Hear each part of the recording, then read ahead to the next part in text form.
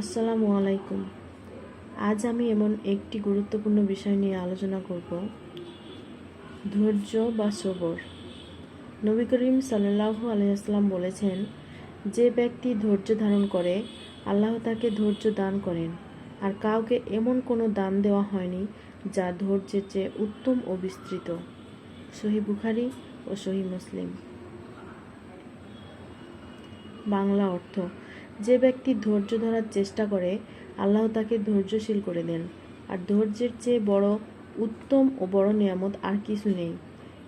আমরা আমাদের জীবনে অনেক সময় দুঃখ, কষ্ট, সমস্যা আছে, তখন আমরা অনেকেই হতাশ হয়ে পড়ি, কিন্তু ইসলাম আমাদের শিখিয়েছে ধৈর্য ধরতে।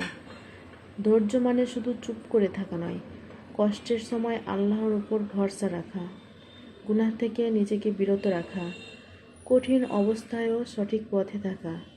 নবী করিম সাল্লাল্লাহু আলাইহি ওয়াসাল্লাম নিজেই জীবনে অসংখ্য কষ্ট সহ্য করেছেন, কিন্তু কখনো ধৈর্য হারাননি। তাই তিনি আমাদের জন্য উত্তম উদাহরণ।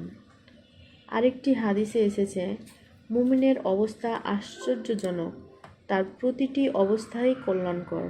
সুখ পেলে সে শুকরিয়া আদায় করে, আর কষ্ট পেলে সে ধৈর্য ধারণ করে। উভয় অবস্থায় তার জন্য ভালো। সহিহ মুসলিম।